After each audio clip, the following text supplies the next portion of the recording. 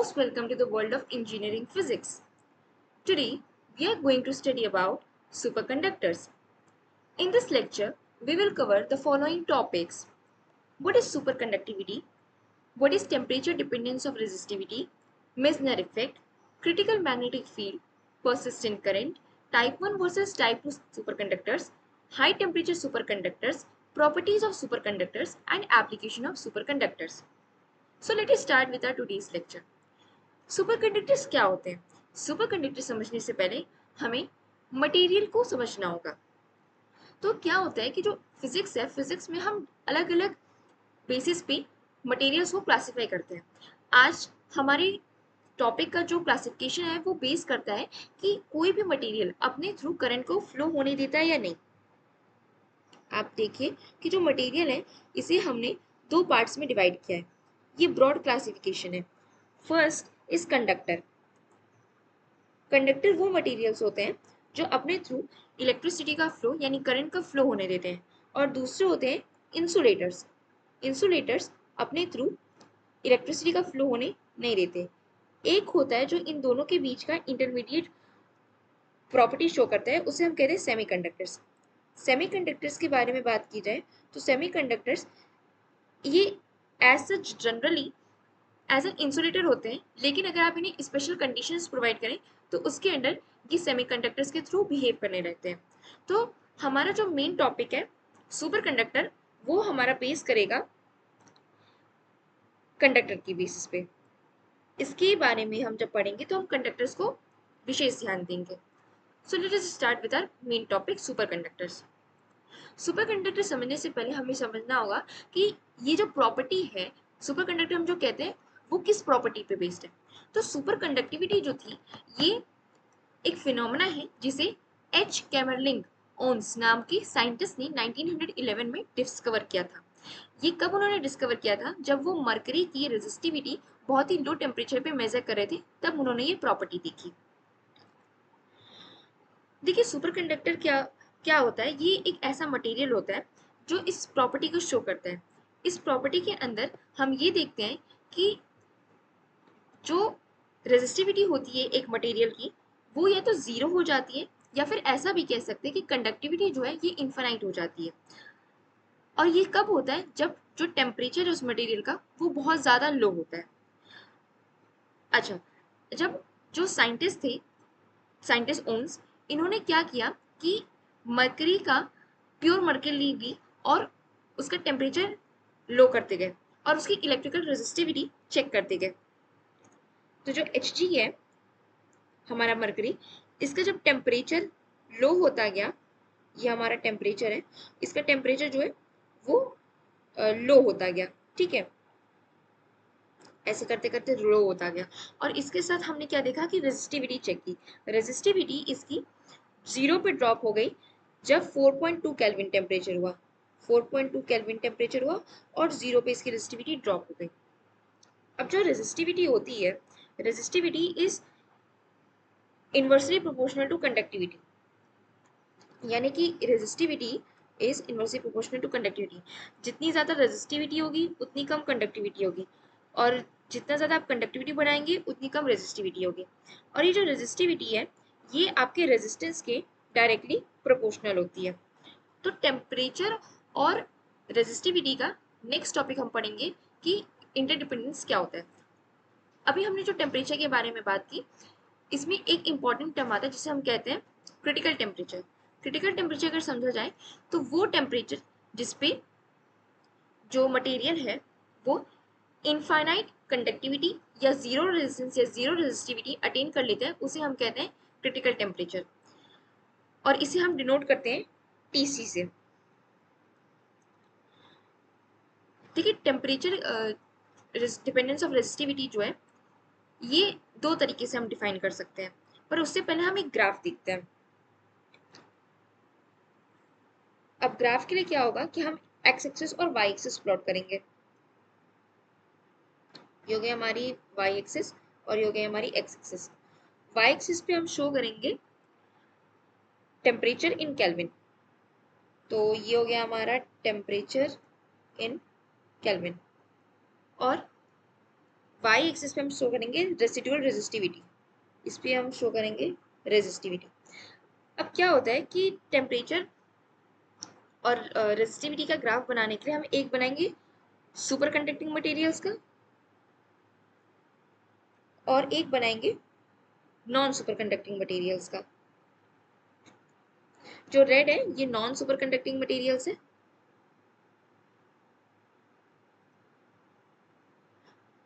Non super conducting materials, और ये जो ब्लैक है ये कंडक्टिंग मटेरियल्स है।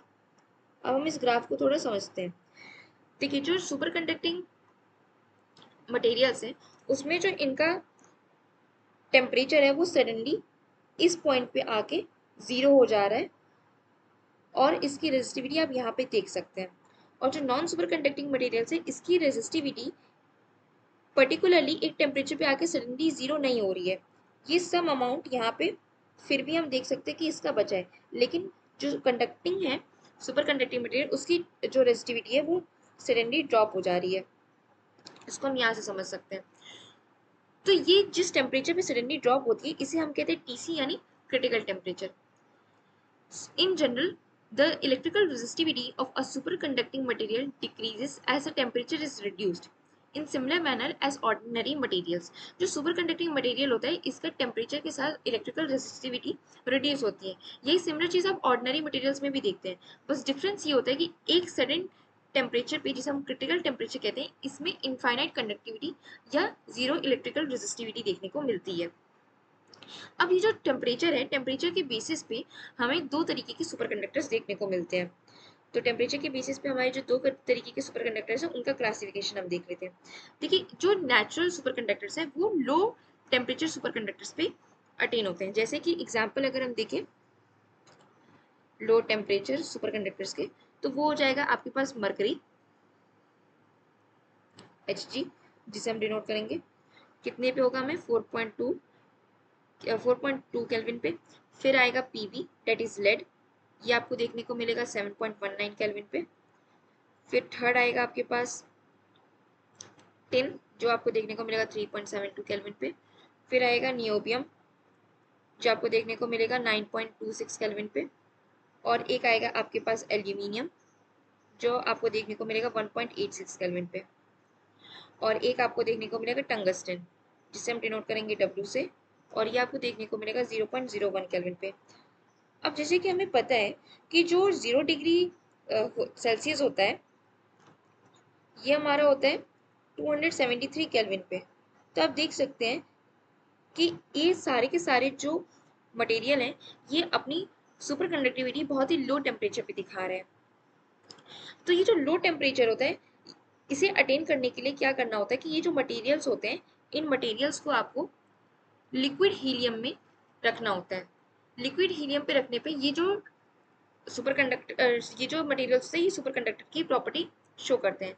लेकिन अगर हम मॉनेटरी टर्म्स में बात करें इकोनॉमिकली ये फिजिबल नहीं होता क्योंकि हीलियम एक बहुत ही कॉस्टली अपने आप में मटेरियल है और उसके अंदर इन मटेरियल का स्टोरेज और भी ज़्यादा कॉस्टली कर देता है। इसके लिए साइंटिस्ट ने एक दूसरा तरीका फाइंड आउट किया और उन्होंने इसकी जगह हाई टेम्परेचर सुपर कंडक्टर्स को बनाने का सोचा। Since necessity is the mother of invention और हमें हाई टेम्परेचर सुपर कंडक्टर जिसे हम HTS कहते हैं इसके बारे में हम फर्दर लेक्चर में भी पढ़ेंगे, ये हमें मिल गए। इसके कुछ बेसिक से एग्जांपल्स देख लेते हैं। ये सारे के सारे जो हैं ये लेबोरेटरी में मैन्युफैक्चर किए गए। फर्स्ट एग्जांपल इसका YbCO। YbCO is yttrium barium copper oxide जो हमें देखने को मिलता है 92 केल्विन पे। सेकेंड है BsCCO bismuth strontium calcium copper oxide जो हमें देखने को मिलते हैं 110 केल्विन पे। फिर थर्ड हमारे पास है TbCCO जो हमें देखने को मिलता है 125 केल्विन पे और इसका फुल फॉर्म है thallium barium calcium copper oxide. And fourth जो है ये HbCCO जो हमें देखने को मिलता है 135 केल्विन पे और इसका फुल नेम है mercury barium calcium copper oxide. अब जो सुपर कंडक्टर्स होते हैं इनकी जो बेसिक प्रॉपर्टीज है जिसके बारे में हम फर्दर भी पढ़ेंगे इसको हम एक बार शॉर्ट में देख लेते हैं। ये जो बेसिक प्रॉपर्टीज होती है वो होती है फर्स्ट zero resistance,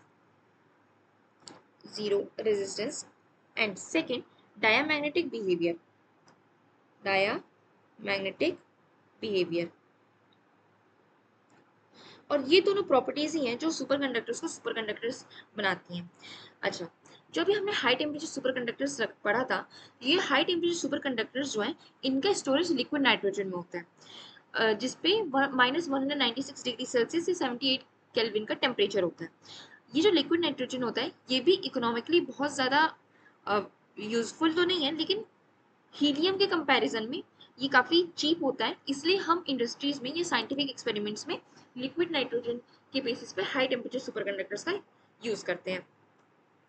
अभी यहाँ पे आपने जो टी देखा, T C behaves like normal metal.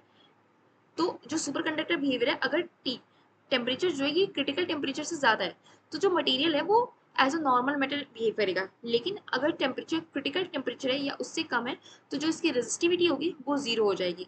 और ये जो ट्रांजिशन होता है ना, ये एब्रप्ट होता है। सबसे मेन पॉइंट ये कि जो डिफरेंस आता है इलेक्ट्रिकल रेजिस्टिविटी में वो इंस्टेंट आता है। अब हम लोग नेक्स्ट पे चलते हैं, which is critical magnetic field. Critical magnetic field की अगर हम लोग बात करें तो देखिए क्या होता है कि मैग्नेटिक फील्ड का इम्पैक्ट पड़ता है हमारे सुपर कंडक्टर पे। तो अभी इफेक्ट कैसे पड़ता है इसके बारे में हम लोग पढ़ेंगे। देखिए, when a superconductor is placed in an external magnetic field, its superconductivity decreases with increase in the intensity of external magnetic field। जब हम क्या करते हैं कि किसी एक्सटर्नल मैग्नेटिक फील्ड को अप्लाई करते हैं किसी सुपरकंडक्टर के अंदर या उसके ऊपर, तो जो उसकी सुपर कंडक्टिविटी की प्रॉपर्टी होती है वो डिक्रीज होना शुरू कर देती है। सुपर कंडक्टिविटी की प्रॉपर्टी जो है ये डिक्रीज कर जाएगी जैसे कि हम लोग एक्सटर्नल फील्ड को इंक्रीज कर देंगे।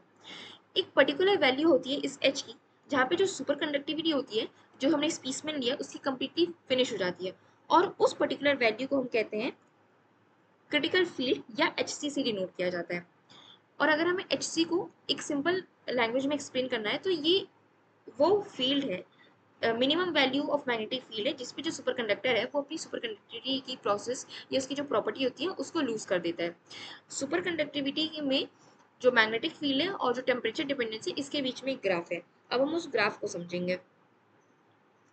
तो सबसे पहले हम लोग यहाँ पे एक ग्राफ प्लॉट कर लेते हैं। ये रहा हमारा ग्राफ, ये एक्स वाई एक्सिस, और ये रही हमारी बेसिक कर्व। ये जो कर्व है ये पैराबोलिक कर्व है। अब हम यहाँ पे पॉइंट्स मार्क कर लेते हैं। ये रहे पॉइंट्स हमारे TC2, TC1, ये आएगा आपका HC2, ये आएगा आपके पास HC1,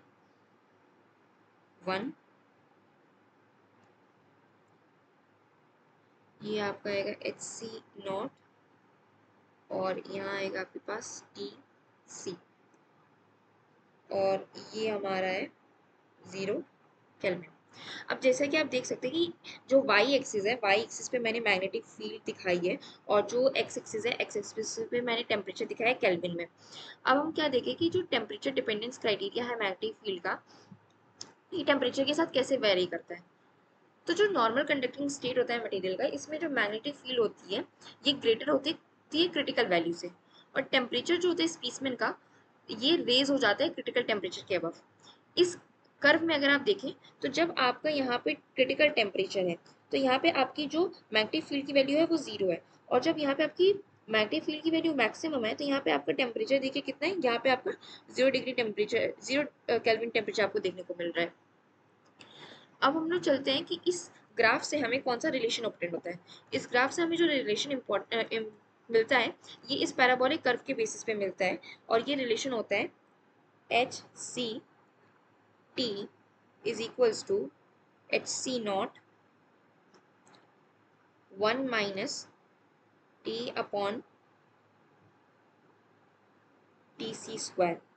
ये बहुत ही इंपॉर्टेंट फॉर्मूला है, और इस फॉर्मूले पे बहुत सारे न्यूमेरिकल्स भी हम आज सॉल्व करेंगे। यहाँ पे जो HCT है ये बताता है आपका maximum critical field at T kelvin, ये चीज। उसके बाद आता है हमारे पास HC0 जो हमें बताता है maximum critical field eight 0 kelvin, और TC जो है ये हमारा बताता है क्रिटिकल टेम्परेचर। जो क्रिटिकल फील्ड होती है जो डिस्ट्रॉय करती है सुपर कंडक्टिविटी को, ये जरूरी नहीं है कि ये एक्सटर्नल फील्ड ही हो, ये ऐसा भी हो सकता है कि जो इलेक्ट्रिक करंट है वो सुपर कंडक्टर के अंदर खुद फ्लो हो रहा हो। इसको हम समझते हैं एक लॉ से। उस लॉ का नाम क्या है? उस लॉ का नाम है एम्पियर लॉ। अब एम्पियर लॉ क्या कहता है?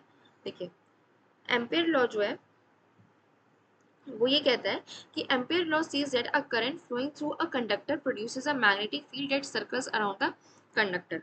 इसे हम बायोट सेवर्ट लॉ से भी समझ सकते हैं। बायोट सेवर्ट लॉ जो है ये आपको क्लोज इंटीग्रल देता है, ठीक। अब इसमें क्या होता है कि जो सुपर कंडक्टर्स होते हैं, सुपर कंडक्टर्स में इलेक्ट्रॉन एटम्स जो होते हैं ये टकराते हैं और एनर्जी लॉस होती है जिससे रेजिस्टेंस मिलता है। लेकिन सुपर कंडक्टर्स में इलेक्ट्रॉन पेयर्स जो होते हैं ये कूपर पेयर्स बना लेते हैं, और ये पेयर लैटिस से बिना टकराए मूव करते हैं, इसलिए करंट बिना एनर्जी लॉस के फ्लो करता रहता है। और यहाँ पे जो इलेक्ट्रिकल करंट है इनकी वजह से जो मैग्नेटिक फील्ड प्रोड्यूस होती है, और उस मैग्नेटिक फील्ड की वजह से भी जो सुपर कंडक्टर्स हैं उनमें हमें चेंज देखने को मिलता है। अब हम लोग नेक्स्ट चलते हैं नेक्स्ट टॉपिक पे, जो है हमारा परसिस्टेंट करंट। परसिस्टेंट करंट एक बहुत ही इंटरेस्टिंग टॉपिक है। परसिस्टेंट करंट में क्या होता है कि हमें एक रिंग लेनी होती है। रिंग हम लोग किसकी लेंगे? इस सुपर कंडक्टर की रिंग लेंगे। तो एक मैं रिंग का डायग्राम ड्रॉ कर लेती हूँ। ये हमने एक रिंग ले ली।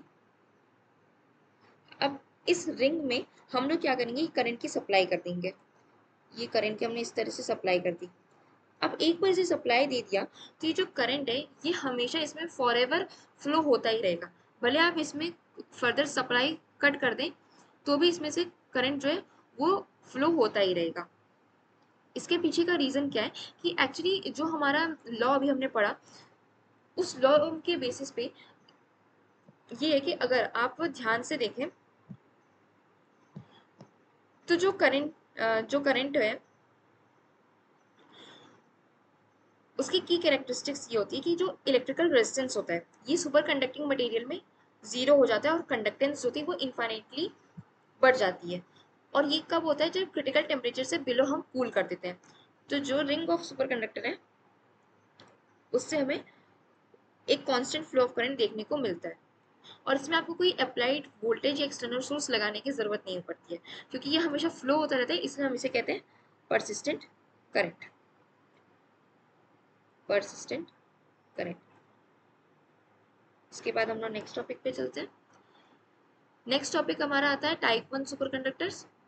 एक यहाँ पे हमारा मिजनर्स इफेक्ट आता है। ये मिजनर्स इफेक्ट पढ़ने के बाद हम लोग टाइप 1 सुपर कंडक्टर्स पढ़ेंगे, वहाँ पे इसकी हमें प्रॉपर्टी ज़्यादा अच्छे से समझ में आएगी। अब देखिए मिजनर इफेक्ट क्या है, ये भी एक साइंटिस्ट की डिस्कवरी है। तो मिजनर इफेक्ट में क्या हुआ था कि एक साइंटिस्ट थे मिजनर, उन्होंने ये प्रॉपर्टी देखी। अभी हमने पढ़ा था डायमैग्नेटिक प्रॉपर्टी होती है सुपर कंडक्टर्स की। तो देखिए डायमैग्नेटिक मटेरियल क्या होता है? डायमैग्नेटिक मटेरियल एक ऐसा मटेरियल होता है जो अपने थ्रू मैग्नेटिक फील्ड लाइंस को फ्लो होने नहीं देता।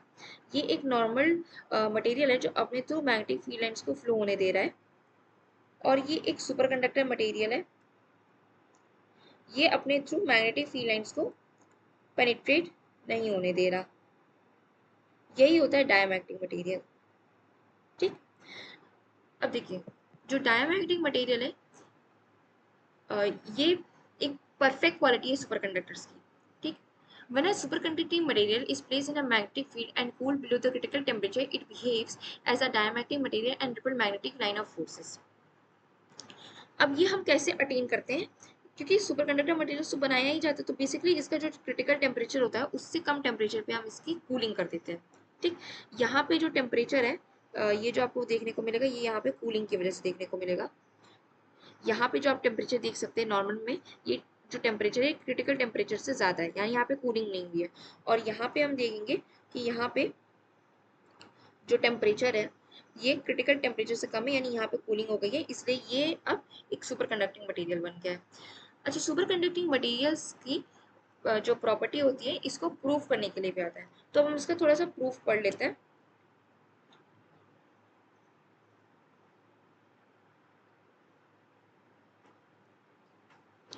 तो सुपर कंडक्टिंग मटेरियल का प्रूफ पढ़ने से पहले आपको कुछ टर्म्स समझने होंगे।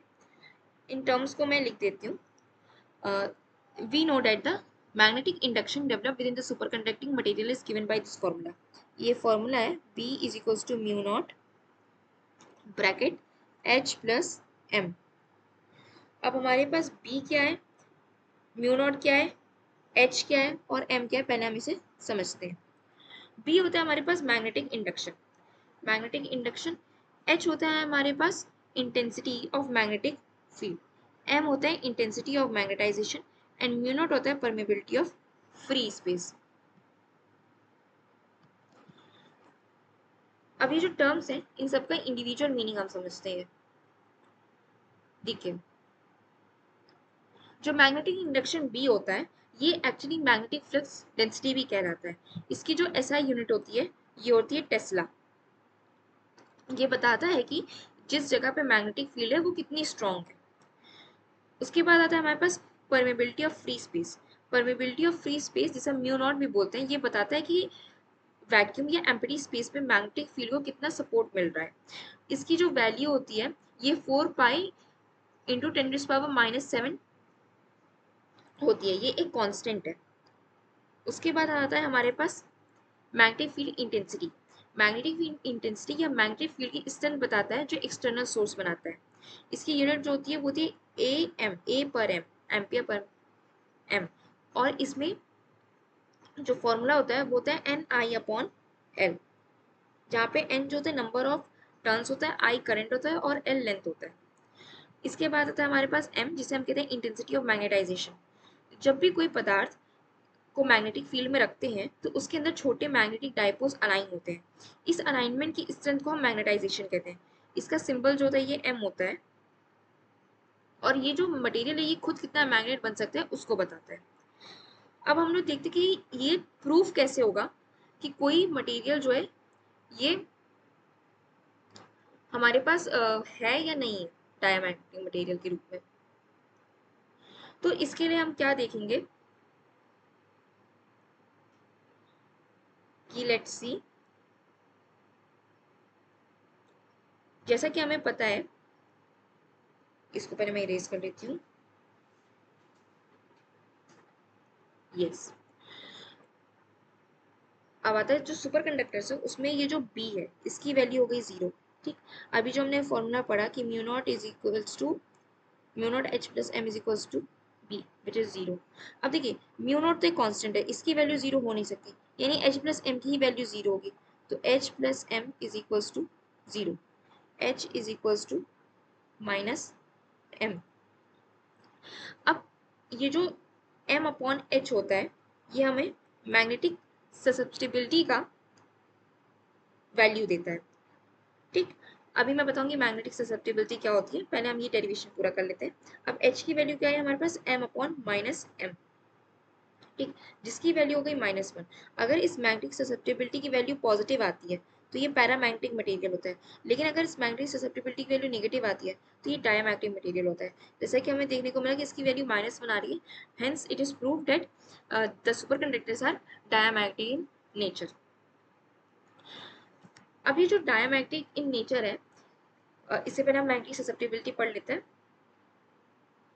देखिए मैग्नेटिक ससेप्टिबिलिटी क्या होती है, इसे हम शाई कहते हैं, शाई या चाई, सी चाई, जो आपको सही लगे आप वो बोलिए।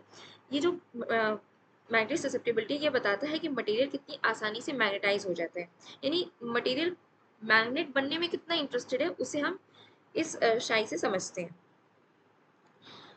अब हम लोग एक और टॉपिक पढ़ेंगे जिसका है क्रिटिकल करंट। क्रिटिकल करंट क्या होता है, क्रिटिकल करंट जैसे कि आप समझ सकते हैं कि करंट है, करंट से रिलेट करेगा। तो इसके लिए पहले हम एक डायग्राम बनाएंगे। ये रहा हमारा डायग्राम।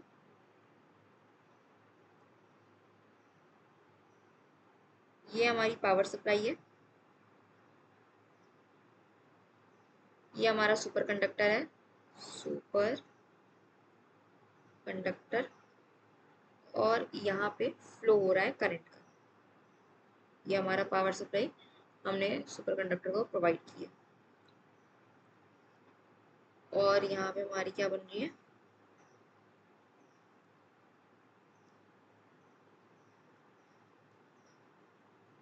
यहाँ पे हमारी मैग्नेटिक फील्ड लाइंस बन रही है। ठीक है, अब यहाँ पे हम लोग कॉन्सेप्ट पढ़ेंगे क्रिटिकल करंट का। The maximum current that can be passed in a superconductor without destroying its superconductivity is called critical current। जो मैक्सिमम करंट हम पास कर सकते हैं किसी सुपरकंडक्टर से जिससे उसकी जो सुपरकंडक्टिविटी की प्रॉपर्टी है वो इंटैक्ट रहे, उसे हम कहते हैं क्रिटिकल करंट, और उसे हम डिनोट करते हैं आईसी से। ठीक, ये जो आईसी है इसका एम्पियर्स लॉ के थ्रू में मिलता है। तो एम्पियर्स लॉ से ये पता चलता है कि close integral of H dot d l, ठीक है, इज इक्वल्स टू आई। ये रहा H dot d l is equals to I. अगर हम इस एच को एच सी यानी कि हमारी क्रिटिकल फील्ड से और आई को आई सी यानी कि क्रिटिकल करंट से रिप्लेस कर दें तो हमें क्या देखने को मिलेगा, हमें क्रिटिकल करंट का फॉर्मूला देखने को मिलेगा जो कि कुछ इस तरीके से होगा, I C is equals to 2 pi R H C. और इसी से हमें करंट डेंसिटी का फॉर्मूला देखने को मिलेगा, क्योंकि क्रिटिकल करंट है तो ये क्रिटिकल करंट डेंसिटी हो जाएगी which is I C upon ए। जो आपकी करंट डेंसिटी होती है वो यूनिट एरिया में कितनी करंट फ्लो रही है उसे कहते हैं। और जो क्रिटिकल करंट है इसमें हमने 2 पाई आर क्यों लिया, क्योंकि जो अभी हमने मैग्नेटिक फील्ड लाइंस बनाई थी ये ऑलमोस्ट सर्कुलर होती है, तो उसका सर्कमफेरेंस 2 पाई आर आएगा, इसकी वजह से हमने 2 पाई आर लिया यहाँ पे। अब यहाँ पे हम एक और कॉन्सेप्ट पढ़ेंगे जिसे हम कहते हैं मैग्नेटिक लेविटेशन। तो मैग्नेटिक लेविटेशन क्या होता है कि जब बहुत सारे स्मॉल मैग्नेट्स होते हैं जो किसी सुपर कंडक्टर में रखे होते हैं, किसी लिक्विड नाइट्रोजन को उसके ऊपर पोर किया जाता है, तो जो मैग्नेट होता है वो राइज हो जाता है और फ्लोट होना शुरू हो जाता है एयर में। और इस एक्सपेरिमेंटल ऑब्जर्वेशन को हम क्या कहते हैं, मैग्नेटिक लेविटेशन कहते हैं। ये मैग्नेटिक लेविटेशन आपको बहुत ही यूजफुल मिलेगा इंडस्ट्रीज में, स्पेशली ट्रांसपोर्टेशन में। This effect is observe in superconductors due to diamagnetic nature. जो डायमैग्नेटिक प्रॉपर्टी हमने पढ़ी थी उसकी वजह से ये मैग्नेटिक लेविटेशन का जो फिनोमेना है ये हमें देखने को मिलता है। इसका यूज़ हम कहाँ देख सकते हैं, अगर आप इंडस्ट्रियल यूज़ देखना चाहें तो जितनी डेवलप्ड कंट्रीज होती हैं जैसे कि जापान, तो वहाँ पे वो जो ट्रेन होती है वो ट्रेन जो उनकी ट्रैक्स होती है रेलवे ट्रैक्स उस पर नहीं वर्क करती हैं, उससे थोड़ा सा ऊपर एयर में वर्क करती हैं, तो वो मैग्नेटिक लेविटेशन के कॉन्सेप्ट पे ही वर्क करती हैं। अभी हमने जो क्रिटिकल करंट पढ़ा, क्रिटिकल करंट को अब हम 3 पैरामीटर्स के अंदर चेक करेंगे। Critical current, current density, magnetic field and temperature, इन तीनों का अब हम लोग क्या करते हैं, एक डायग्राम बनाते हैं और इन तीनों पैरामीटर्स में कोई मटेरियल सुपरकंडक्टर के रूप में कैसे बिहेव करता है उसको हम लोग स्टडी करते हैं। जैसे हम एक्स वाई जेड एक्सिस बनाते हैं वैसे हमने यहाँ पे ये एक्स वाई जेड एक्सिस ले ली है, ये थोड़ा ओरिजिन इसका शिफ्ट हो गया। अब हम लोग क्या करेंगे, पहले इसका डायग्राम ड्रॉ कर लेते हैं, S C S C S C, ये J that is the current density, H this is the critical field and T this is the critical temperature। तो देखिए सुपर कंडक्टिंग स्टेट के लिए हमें किन बातों का ध्यान देना पड़ेगा, यहाँ पे सुपर कंडक्टिंग स्टेट है, ठीक, सुपर कंडक्टिंग स्टेट के लिए जो T है यानी टेम्परेचर है क्रिटिकल टेम्परेचर से बिलो होना चाहिए। जो I है, जो आपको यहाँ पे J जो है ना, इसका पैरामीटर क्या होता है, आई सी अपॉन ए, यानी कि जो करंट I है this should be less than critical current, and जो ये फील्ड H है this should be less than H C. ये तीनों पैरामीटर जहाँ पे फुलफिल होंगे वहाँ पे हमें सुपर कंडक्टर देखने को मिलेगा। और ये जो येलो एरिया, येलो कर्व, ये आपको सुपर कंडक्टर है और इसके बाहर जो है ये नॉर्मल स्टेट है। ये जो मटेरियल है वो एक नॉर्मल कंडक्टर की तरह बिहेव करेगा, सुपर कंडक्टर की तरह नहीं बिहेव करेगा, ठीक। परसिस्टेंट करंट, अब हम लोग एक छोटा सा टॉपिक पढ़ेंगे जिसे हम कहते हैं आइसोटोप इफेक्ट। आइसोटोप इफेक्ट भी एक साइंटिस्ट ने फाइंड आउट किया था, बहुत सारी डिस्कवरीज हमारी सारे साइंटिस्ट ने फाइंड आउट की है। तो इन साइंटिस्ट का क्या नाम था, इन साइंटिस्ट का नाम था मैक्सवेल एंड रेनॉल्ड। ये डिस्कवरी हुई थी 1951 में। डिस्कवरी क्या थी कि इसे हम कहते हैं आइसोटोप इफेक्ट। तो आइसोटोप्स आपने केमिस्ट्री में पढ़ा होगा। आइसोटोप क्या होता है कि हमारे पास जो एलिमेंट है वो तो सेम है, atomic number is same, but जो मास नंबर है वो हमारे पास डिफरेंट है। तो मास नंबर डिफरेंट होने की वजह से हमें आइसोटोप्स मिलते हैं और इसी के बेसिस पे हमें आइसोटोप इफेक्ट देखने को मिलता है। तो it has been observed that critical temperature of superconductors varies with the isotopic mass according to the relation।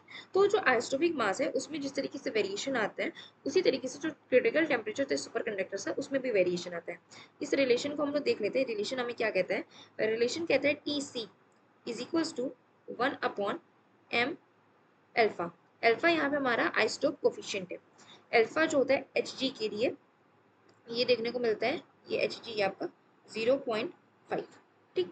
और ये जो आप टी सी निकालेंगे ये अंडर रूट में हो जाएगा क्योंकि 0.5 क्या होता है आपको 1/2 देता है, तो ये स्क्वायर रूट हो जाएगा। तो जो क्रिटिकल टेम्परेचर है आपका, ये आपके आइसोटोप जो है उसका जो मास नंबर है उसका जो कोफिशिएंट है ना उसकी इस प्रॉपर्टी पे इस तरीके से इस रिलेशन से रिलेट करते हैं। अब हम लोग चलते हैं अपने नेक्स्ट टॉपिक पे विच इज सुपर कंडक्टर्स। तो देखिए सुपर कंडक्टर्स को ना बेसिकली टू टाइप्स में डिवाइड किया गया है। एक आएगा हमारा टाइप 1 सुपर कंडक्टर और दूसरा होगा हमारा टाइप 2 सुपर कंडक्टर्स। अब देखिए टाइप सुपर कंडक्टर्स ये किस तरीके से हमने डिवाइड किया है। जो एक्सटर्नल मैग्नेटिक फील्ड होती है, ठीक है, उसके अकॉर्डिंग किस तरीके का बिहेवियर ये दो सुपर कंडक्टर शो करते हैं उस पर हमने इन्हें क्लासीफाई किया गया है। मैं आपको बता दूं जो टाइप 1 सुपर कंडक्टर्स होता है ना, ये रहा हमारा टाइप 1 सुपर कंडक्टर्स, ठीक है। टाइप 1 सुपर कंडक्टर्स होते हैं ये HGPB जो हमने लोअर टेम्परेचर पे सुपर कंडक्टर्स देखे थे उनके बेसिस पे होता है। इन्हें हम सॉफ्ट सुपर कंडक्टर्स भी कहते हैं। इसके लिए हम एक ग्राफ बनाते हैं। अगेन हम अपनी एक्स वाई एक्सिस प्लॉट कर लेंगे और यहाँ पे हम दिखाएंगे मैग्नेटाइजेशन म्यू एम माइनस में, और यहाँ पे हम दिखाएंगे एच यानी फील्ड, ठीक है। ये रही हमारी, अब ये हो गया हमारा मैग्नेटाइजेशन, ये हो गया हमारी फील्ड। अब हम देखते हैं कि सुपर कंडक्टर जो है वो किस तरीके से यहाँ पे शो होता है। ये देखिए ये जो ग्राफ है ये आएगा हमारा सुपर कंडक्टिंग स्टेट का। अब इसके बेसिस पे हम पढ़ते हैं कि टाइप 1 सुपर कंडक्टर्स में हमें क्या क्या चीज़ें देखने को मिलती है। देखिए जो क्रिटिकल फील्ड होती है उसके अबव, ये देखिए ये हमारी क्रिटिकल फील्ड है, इसे हम एच सी से डिनोट कर लेते हैं। इससे अबव, इससे आप इस साइड जाएंगे, राइट हैंड साइड इस साइड जाएंगे तो यहाँ पे आपको क्या देखने को मिलेगा कि as a normal conductor behave कर रहा है मटेरियल। कोई यहाँ पे मिक्स्ड स्टेट नहीं एग्जिस्ट करता। मिक्स्ड स्टेट या वॉर्टेक्स स्टेट अभी आपको टाइप सेकंड सुपर कंडक्टर में ज़्यादा अच्छे से समझ में आएगा। इसमें जो होती है जो कंडक्टिविटी होती है वो सडनली लूज होती है। देखिए यहाँ पे टॉप पे थी और यहाँ पे देखिए एकदम सडनली लूज हो गई इस क्रिटिकल फील्ड पे। जो सुपर कंडक्टर्स होते हैं ये परफेक्ट मिजनर इफेक्ट शो करते हैं। ये परफेक्टली डायमैग्नेटिक मटेरियल होते हैं और इनका सिर्फ एक ही क्रिटिकल फील्ड होता है। ये चीज क्रिटिकल फील्ड जो एक से ज्यादा होती है ये आपको टाइप 2 सुपर कंडक्टर्स में देखने को मिलेगी। ये जो सुपर कंडक्टर्स होते हैं इनकी टेक्निकल लिमिटेशंस बहुत, टेक्निकल बेसिस पर अगर आप एप्लीकेशन देखेंगे तो बहुत कम है। और ये जो सुपर कंडक्टर्स होते हैं ये सॉफ्ट होते हैं। इसके एग्जांपल्स अगर आप देख लें तो AL, PB, HG, ZN, GA ये सारे होते हैं। इस सिंपल सी बात है कि इनका जो अकोमोडेशन होता है वो लिक्विड हीलियम में होता है जो कॉस्टली होते हैं, इस वजह से इनके एप्लीकेशन हमें कम देखने को मिलते हैं। अब हम देखेंगे type 2 super conductors. Type 2 super conductors के लिए मैं टाइप 2 सुपर कंडक्टर्स का डायग्राम बना लेती हूँ। इसके लिए मुझे थोड़ी सी जगह ज़्यादा चाहिए होगी। देखिए यहाँ पे हम लोग पढ़ेंगे टाइप 2 सुपर कंडक्टर्स। देखिए अब मैं पहले यहाँ पे एक्स वाई एक्सिस बना लेती हूँ। ये रहा हमारा एक्स वाई एक्सिस। अब यहाँ पे हमारा अगेन मैग्नेटाइजेशन आपको यहाँ पे देखने को मिलेगा। ये रहा म्यू एम मैग्नेटाइजेशन, ये रहा आपका एच क्रिटिकल फील्ड, ठीक। अब यहाँ पे क्या होगा इसका ग्राफ दिखता है। इसका ग्राफ जो है ऐसे ऐसे ऐसे और ये, अभी आपको ये समझ में आएगा इन सबका क्या मीनिंग है। ये रहा एच सी, HC1, HC2, ठीक। ये 2 है, HC2, ये हमारा HC1, ओके। अब देखिए जो टाइप 2 सुपर कंडक्टर्स होते हैं ये सारे जो हमने सिंथेसाइज किए हैं लेबोरेटरी में वो वाले सुपर कंडक्टर्स होते हैं। इसमें जो HC1 और HC2 सुपर कंडक्टर होता है, ये जो HC1 और ये HC2 जो आपको देखने को मिल रहा है यहाँ पर, ये दो आपको क्रिटिकल फील्ड देखने को मिल रही है और एक ये मेन क्रिटिकल फील्ड देखने को मिल रही है। तो बेसिकली टाइप 2 सुपर कंडक्टर्स में क्या होता है कि इनकी सडनली जो फील्ड होती है वो जीरो नहीं होती। सडनली ये अपनी कंडक्टिविटी लूज नहीं करते, इनमें धीरे धीरे डिक्लाइनेशन होता है। यहाँ पे जो होता है ये वाला जो पार्ट है ये आपको परफेक्ट सुपरकंडक्टर्स का पार्ट दिखेगा। ठीक, ये वाला पार्ट आपका परफेक्ट सुपरकंडक्टर्स का पार्ट है। जो यहाँ से लेके यहाँ तक का पार्ट आप देख रहे हैं, यहाँ पे ये आप तक आता है मिक्स्ड फेज, इसी को हम कहते हैं वॉर्टेक्स फेज।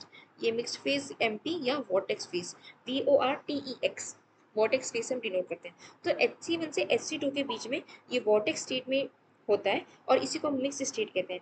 ये जो सुपर कंडक्टर्स होते हैं ये परफेक्ट मिसनर इफेक्ट शो नहीं करते हैं, ये परफेक्ट डायमैग्नेटिक मटेरियल नहीं होते हैं। यहाँ पे आपको दो क्रिटिकल फील्ड देखने को मिलती है। इन क्रिटिकल मैग्नेटिक फील्ड की वैल्यू जो होती है ना, इसकी ये वैल्यू काफ़ी हाई होती है। ये देखिए, आप ये देख सकते हैं, ये काफ़ी हाई इसकी है। ये जो सुपर कंडक्टर्स होते हैं इनकी टेक्निकल एप्लीकेशन बहुत ज़्यादा है। अगेन इनका जो एकोमोडेशन होता है वो लिक्विड नाइट्रोजन में होता है, जो काफ़ी हेल्पफुल होता है, काफ़ी इजीली फिजिबल होता है मॉनेटरी टर्म्स में। इसलिए इसके जो एग्जांपल्स है वही आपने जो हाई टेम्परेचर सुपर कंडक्टर्स पढ़े थे, YbCO, BsCO, that is bismuth strontium calcium copper oxide, this is yttrium barium copper oxide, ये सारे होते हैं। अब हम लोग नेक्स्ट टॉपिक पे चलते हैं। नेक्स्ट टॉपिक हमारा है high temperature super conductors. High temperature super conductors के बारे में अगर हम बात करें तो हाई टेम्परेचर सुपर कंडक्टर्स जो होते हैं वो सारे सुपर कंडक्टर्स जिनका जो क्रिटिकल टेम्परेचर होता है वो 77 केल्विन से ऊपर होता है और लिक्विड नाइट्रोजन में हम इन्हें स्टोर करते हैं, उन्हें कहते हैं। ठीक, अब जो क्रिटिकल टेम्परेचर मटेरियल का होता है ये हमने देखा है 77 केल्विन से ज़्यादा होता है। इसके जितने भी एग्जाम्पल्स सेम है, YbCO 92 केल्विन पे, YbCO, BsCCO, TbCCO and HbCCO। ठीक, अगर आप इन सब में देखेंगे तो ये वाइट्रियम कॉपर ऑक्साइड है, बिस्मथ स्ट्रोंशियम कॉपर ऑक्साइड है, थैलियम बैरियम कॉपर ऑक्साइड है, mercury barium calcium copper oxide है। ये सारे जो होते हैं ये कॉपर ऑक्साइड होते हैं। बेसिकली ये जितने भी HTS होते हैं यानी हाई टेम्परेचर सुपर कंडक्टर्स, ये सारे सॉल्ट्स होते हैं रियर अर्थ एलिमेंट्स के, जिनमें कॉपर ऑक्साइड जो होता है ये एलिमेंट प्रेजेंट होता है। ये जो सुपर कंडक्टर्स होते हैं ये हाई टेम्परेचर पे सुपर कंडक्टिविटी शो करते हैं। ठीक, और इनका जो हाई टेम्परेचर मेंटेन करने के लिए हमें लिक्विड नाइट्रोजन भी अकोमोडेट करना पड़ता है। अगर इनकी हम कुछ प्रॉपर्टीज देखें तो ये एनआइसोट्रोपिक होते हैं। इनकी हम प्रॉपर्टीज देखेंगे,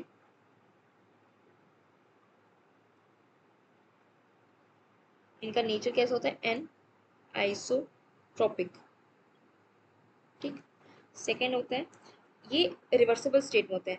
जैसे कि आपने ग्राफ में देखा कि जिस तरह से आप क्रिटिकल फील्ड को चेंज करेंगे उस तरीके से इनकी जो सुपर कंडक्टिंग स्टेट है वो चेंज हो जाएगी, इसलिए ये रिवर्सिबल होते हैं।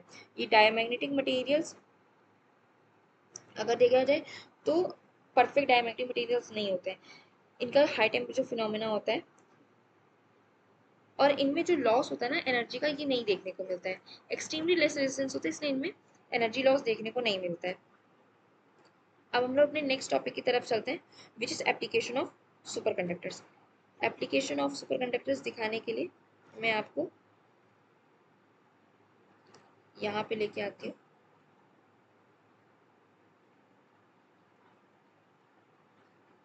ये देखिए, ये जो आप इमेज देख सकते हैं, ये इमेज हमारे पास स्क्विड मैग्नेटोमीटर की। स्क्विड मैग्नेटोमीटर क्या होता है, super conducting quantum interface devices होता है। ये एक क्वांटम इंटरफेस डिवाइस है जिसमें हम सुपर कंडक्टर्स का यूज़ करते हैं। ये आप इस चिप को देख सकते हैं, ये देखिए यहाँ पे ये स्क्विड लगा, ये देखिए ये यहाँ पे ब्लू कलर ले लेते हैं, ये देखिए ये यहाँ पे स्क्विड है, यहाँ पे ये पैकेट स्क्विड है, यहाँ पे ये मैग्नेटोमीटर चिप है। ये किस तरीके से इनका अरेंजमेंट होता है वो है। नेक्स्ट हमारे पास आता है स्क्विड, मेरे पास बहुत सारे इसके एग्जाम्पल्स हैं। देखिए, SQUID is the most sensitive type of detector known to science, consisting of a superconducting loop with two Josephson junctions. Squids are used to measure magnetic fields. इन्हें आप मैग्नेटिक फील्ड्स को major करने के लिए लेते हैं।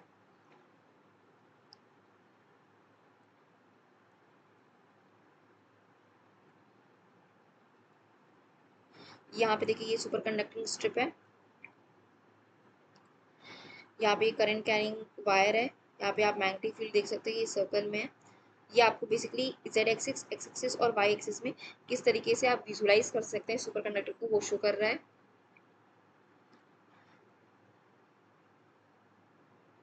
ये देखिए, ये आपके पास एक और डायग्राम है सुपर कंडक्टर का।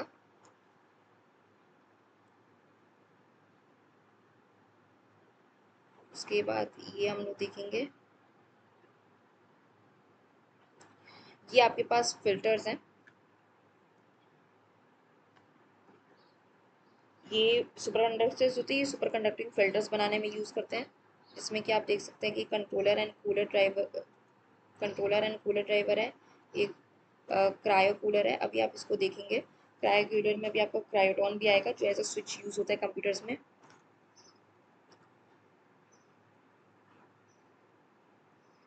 ये यहाँ पे आपको अच्छे से समझ में आएगा।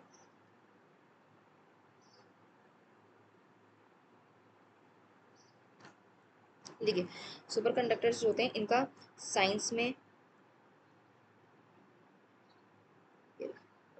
इनका देखिए, साइंस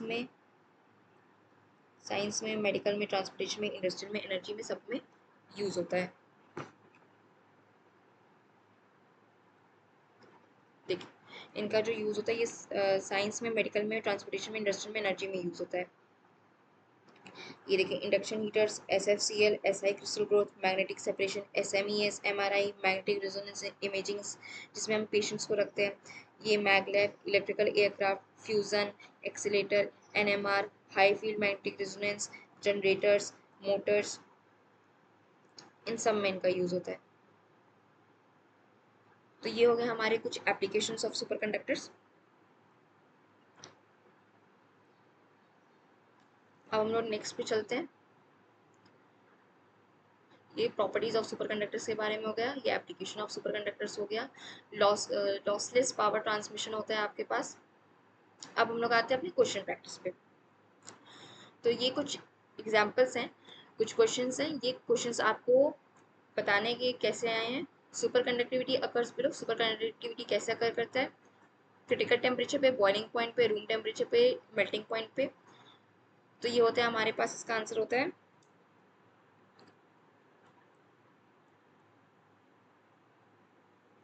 इसका आंसर होता है हमारे पास क्रिटिकल टेम्परेचर। नेक्स्ट हमारे पास आता है electrical resistance of superconductor at T which is less than T C is. Electrical resistance superconductor की वो कैसे देखने को मिलती है, तो हम लोग यहाँ पे लिखते जाते हैं। जो आपका क्वेश्चन नंबर 1 है, उसके पास हमारे पास क्या आंसर है क्वेश्चन नंबर 1 का। क्वेश्चन नंबर 1 का करेक्ट आंसर है बी। क्वेश्चन 2 का करेक्ट आंसर है हमारे पास इलेक्ट्रिकल रेजिस्टेंस आपकी 0 हो जाती है, सी। क्वेश्चन 3 का करेक्ट आंसर था expulsion of magnetic field is called. Expulsion of magnetic field, ये हमारा आता है मीजनर इफेक्ट, ये हो जाएगा आपके पास बी। नेक्स्ट आपके पास आएगा मल्टीपल चॉइस क्वेश्चन में क्वेश्चन नंबर 4, सुपर कंडक्टिंग्स में जो मैग्नेटिक फील्ड इनसाइड होती है वो क्या होती है। तो मैग्नेटिक फील्ड इनसाइड क्या होती है, एंट्री नहीं होती है, तो ये क्वेश्चन 4 का आंसर भी हो जाएगा 0। क्वेश्चन 5 हो जाएगा critical magnetic field become 0 at. Critical magnetic field होती है 0 किस टेम्परेचर बनती है, ये आपको बताना है। और question number 6, unit of critical magnetic field क्या होती है, ये भी आपको बताना है। ये आपकी 2 होमवर्क क्वेश्चंस हैं। अब हम लोग चलते हैं कुछ न्यूमेरिकल्स पे। तो let us start with the numericals. सबसे फर्स्ट न्यूमेरिकल जो है वो हम लोग करते हैं, let's me find a question. Yes, this is a question. So ये जो है, ये हमारे फॉर्मूला पे बेस्ड है, जो हमने क्रिटिकल टेम्परेचर का फॉर्मूला पढ़ा था उस पर। अब हम लोग देखते हैं क्वेश्चन 1। क्वेश्चन 1 आपसे कहता है, lead in the superconducting state lead Pb. ये आपका क्वेश्चन दिया हुआ है, पहले मैं इस क्वेश्चन को अच्छे से लिख देती हूँ। Question, lead Pb in superconducting state has critical temperature Tc is equals to 6.2 Kelvin at zero magnetic field and a critical field आपको दी हुई है जीरो मैग्नेटिक फील्ड पे 0.064 mega ampere M. Calculate the critical field at 4K। आपको temperature दिया हुआ है 4K और इस पे आपको बताना है HCT, यानी क्रिटिकल फील्ड आपको बतानी है। तो सिंपल सा हम लोग फॉर्मूला यहाँ पे अप्लाई करते हैं। फॉर्मूला हमारा है HCT is equals to HC naught 1 minus T upon T C square whole square. अब हम लोग वैल्यूज पुट कर देंगे सारे के सारे। 0.064 1 माइनस 4/6.2, ये माइनस है यहाँ पे, इसका स्क्वायर, ये हो जाएगा H C T is equals to 0.037 mega ampere per M. तो ये हो गया हमारे पास आंसर। सिंपल सा हमें बस इसे फॉर्मूले में पुट करना था और हमारा आंसर आ गया। नेक्स्ट क्वेश्चन हम देखते हैं। ये गया हमारा क्वेश्चन 1। अब हम यहाँ पे करेंगे question 2। Let's study the question number 2। Question number 2 says that the critical value of magnetic field are 2 into 10 to the power 5 ampere per meter and 10 to the power 5 ampere per meter for niobium at 0 Kelvin and at 8 Kelvin। तो यहाँ पे आपके पास niobium है, niobium super conductor है आपके पास। आपको given क्या क्या है, एच सी जीरो पे कितना है, 2 इंटू 10 टू द पावर 5 है एम्पियर पर मीटर। देखिए पिछले क्वेश्चन में हमने ये वाला जो पिछला क्वेश्चन था इसमें चीज़ क्या थी, मेगा एम्पियर में दी हुई थी, तो मैंने इसमें फाइनल आंसर भी मेगा एम्पियर में लिखा है। अगर आप चाहें तो मेगा एम्पियर को चेंज करके सीधे एम्पियर पर मीटर में भी लिख सकते हैं। और यहाँ पे हमारा जो ये एच सी टी, ये हमें दिया हुआ है 10 to the power 5 ampere per metre. T की वैल्यू हमें दी हुई है 8 के, और हमें टी सी यानी क्रिटिकल टेम्परेचर को फाइंड आउट करना है। फिर हम अपना फॉर्मूला लगा देंगे, which is HCT is equals to HC naught into 1 minus T upon TC whole square. ठीक है, अब हम लोग यहाँ पे आंसर लिखते हैं अपना। ये एग्जाम टाइम में आप अपने इस आंसर को ब्रैकेट में ऐसे ऐसे स्क्वायर ब्रैकेट में बंद कर दीजिएगा, स्क्वायर्स में बंद कर दीजिएगा, तो आपको अच्छे नंबर मिलेंगे। 10 to the power 5 is equals to 2 into 10 to the power 5 1 minus 8 upon TC square. और जब हम इसे सॉल्व करेंगे तो हमारे पास आंसर आएगा 1/2। ठीक, तो 1/2 जो है ये हमारा किसके इक्वल आएगा, 8/TC स्क्वायर के इक्वल आएगा। अभी हमने इन दोनों को सॉल्व किया है, 10 to the power 5 10 to the power 5, ये इधर जाएगा तो 1/2 हो जाएगा, इससे आए। तो अब हम जब इसका ये ऊपर नीचे जगह है, ये जो हो जाएगा 8/TC इज इक्वल्स टू 1/√2। और हम लोग देखेंगे TC इज इक्वल्स टू 8/√2। तो TC जो होगा अप्रॉक्स 11.313, ये 3 है, 7 केल्विन आ जाएगा। ठीक, अब हम लोग एक क्वेश्चन और देखते हैं। ये क्वेश्चन जो है ये हमारा क्या कहता है, इसको हम इरेज करते हैं और हम लोग अपने क्वेश्चन नंबर 3 पे आते हैं। Question number 3 says that determine the critical current density for a superconducting wire of lead having diameter 1 mm at 4.2 Kelvin. The critical temperature of lead is 7.18 K and the critical magnetic field at 0 K is 6.5 into 10 to the power 4 ampere per metre. तो यहाँ पे आपके पास given क्या क्या है। पहली बात यहाँ पे मेटल जो है ये आपका पीबी है, लेड है, यानी डी जो है ये आपको 1 mm दिया है मिलीमीटर, यानी कि 10 टू द पावर -3 m हो जाएगा।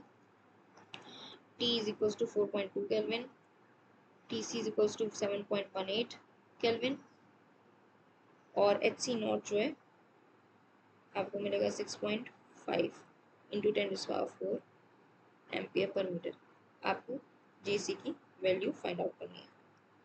अब हमारे पास स्टार्ट होता है। तो सबसे पहले हमें क्या फाइंड आउट करना है, हमें पहले HCT फाइंड आउट करना पड़ेगा। HCT फाइंड आउट करेंगे, फिर हम करंट में उसकी वैल्यू पुट करेंगे और फिर हमें क्या मिलेगा, JC वैल्यू मिलेगा, यानी करंट डेंसिटी वैल्यू मिलेगा। तो HCT का भी हमने जो फॉर्मूला यूज़ करते आ रहे थे, हम पहले वो फॉर्मूला लगाएंगे, HC0 1 माइनस T/TC स्क्वायर, और यहाँ पे हमारा वैल्यूज पुट कर देंगे, HCT is equals to 6.5 into 10 raised power 4, 1 minus 4.2 divided by 7.18 इसका स्क्वायर, और ये हो जाएगा 4.276 इंटू 10 रेज़ पावर 4, ये रहा 4 एम्पियर पर मीटर। ठीक, ये आपके HCT की वैल्यू आ गई। ये सब हमने सॉल्व कर लिया तो हमारी HCT की वैल्यू आई है। इसके बाद हम लोग नेक्स्ट थोड़ा चलते हैं नेक्स्ट पेज पे, और यहाँ पे हम लोग IC की वैल्यू फाइंड आउट करते हैं। IC जो होगा ये हमने अभी पढ़ा 2πr/h/c, तो इसकी वैल्यू हो जाएगी 2π into 10 raise power -3 divided by 2 into 4.276, ये 276 इंटू 10 रेज़ पावर 4 है। ठीक, तो 2 10 रेज़ पावर -3, ये 10 रेज़ पावर 4 कैंसिल आउट हो जाएगा, ये 2 कैंसिल आउट हो जाएगा, तो IC की जो वैल्यू बचेगी ये हमारी बचेगी 134.3 एम्पियर। ठीक, अब हमें JC की वैल्यू फाइंड आउट करनी है, तो JC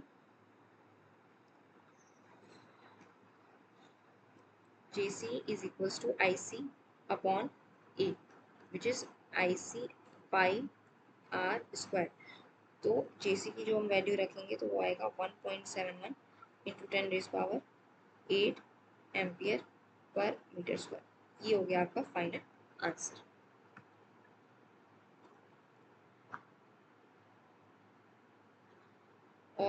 और इसमें हम लोग एक क्वेश्चन और कर लेते हैं।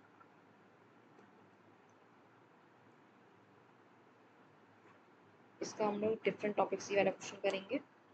ये हमने करंट से कर दिया है, इससे पहले वाला हमने क्रिटिकल टेम्परेचर क्रिटिकल फील्ड से किया था, और हम लोग कुछ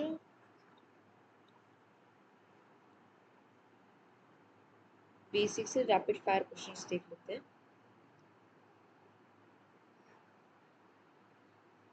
ये रहा एक क्वेश्चन देख लेते हैं, और न्यूमेरिकली क्वेश्चन देखेंगे अभी।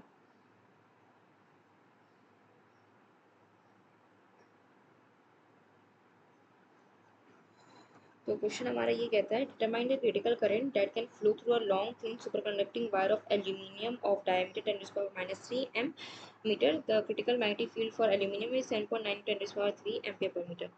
तो क्वेश्चन ये आपको एल्यूमिनियम मेटल के बारे में बात कर रहा है। क्वेश्चन नंबर 4 पे हम लोग गिवन क्या है, आपको गिवन है D = 10⁻³ m, HC is equals to 7.9 into 10⁻³ ampere per metre, और हमें निकालना है IC। तो सिंपल सा फॉर्मूला हम पुट कर देंगे। चलिए सिंपल सा फॉर्मूला हम लोग पुट करते हैं।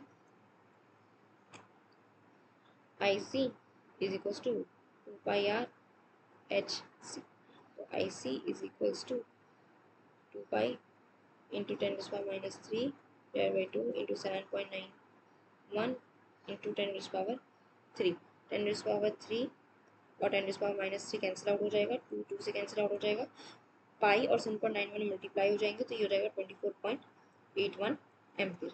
ये रहा आपका IC का वैल्यू। So this is all the numerical questions, and thank you very much to all of you. अगर आपको और इनसाइट्स चाहिए तो आप इन सोर्सेज से चेक कर सकते हैं, concepts of modern physics, optic, Brijlal and Subramaniam S. Chand, and these are all the books you can refer for key insights in the question practice. Once again, thank you very much for being in this lecture, and if you have any doubts or if you want to give any suggestions, want to tell me that what I can improve, you are free. Please, your suggestions and your opinions are most welcome. Thank you very much.